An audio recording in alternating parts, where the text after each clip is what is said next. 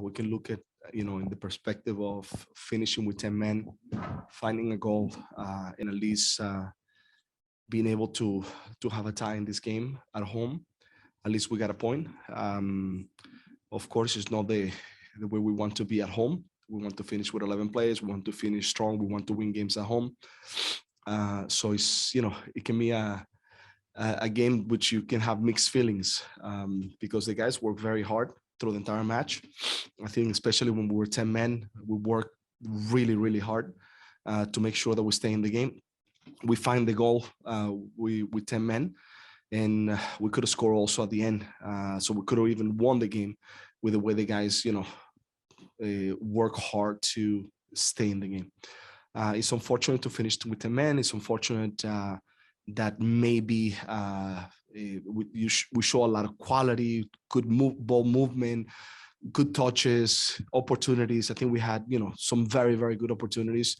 Maybe what we have to bring a little bit more is a little more urgency, that I think is that next level that we need, because we play very well. We play a good game with the ball. We pass, we connected, we got in behind, we created chances, we defended well.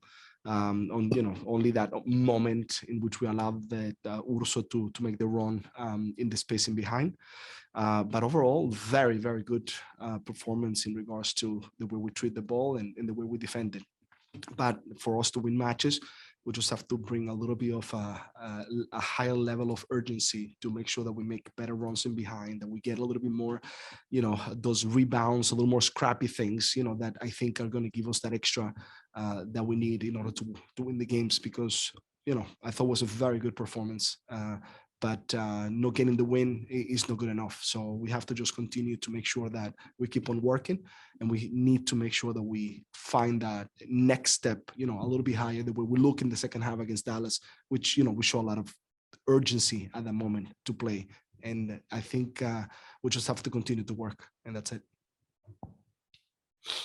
Coach, as far as consistency that you spoke before, on the previous games, defense wise, do you see that Tuiloma missing on this game, and adding Zuparic to this game kind of broke that in? Was it hard for the players, for those two players, McGraw and Zuparic, to understand on this game, maybe? No, I thought we were very good defensively. I think they had nothing to do with the goal. I think they were solid. I don't think that is something about missing one player or not. I think even if Mabiala would have played, I think we have 4 center backs that, are at the level to give us what we need. And Zuparic and McGraw, I thought they did a phenomenal job today. The goal was not their fault. Yes, we had to pick up that player that made the run into the space, but we just have to be a little bit better. But I wouldn't put that goal on the two of them. I thought they played very, very well, and I think it's more what we need to do up front that I think needs to be better than actually, what we don't do defensively, because I thought we were very solid in the back. Was there a specific instruction towards Alexandre Pato on marking? Yeah, no, I think we knew that he's mobile. We knew that he's one that he likes to come, as a double number 10. And he's a clever player. He's, a high quality player. And in the areas that he was, finding the ball, we just have to make sure that we take care of, whoever was there as the player. And I thought we did a good job. Yes, he looked good today. He moved well. But I don't think that he created more than, what he did in the midfield, which is some good things in his part. But I thought we defended well. So overall, I think for my way of looking at the game, our guys did a very good job in the back. Gio, you mentioned trying to improve in the front. Do you think that that's a product of trying to be more creative in that space, or is it more of an effort thing in your view? No creativity, because I think the creativity we have, I think it's a little bit more urgency. It's a little bit more of that running behind that I think can give us, something extra, something more, making that extra run. And we did it in some moments, and we caused some problems, and we created, I think, more chances than they did. But we just have to make sure that we are a little bit more clinical, and that we look for those things a little bit more often, with that urgency to make sure that we, not only control the game because we feel comfortable, but that we have to make sure that we penalize, teams, in not only in those movements in behind. Sometimes I think also in some of the counters, because I thought that some of the counters as well, if we made a better pass, if we made a better decision, we can hurt this team as well. But there's a lot of good things that I saw today as well.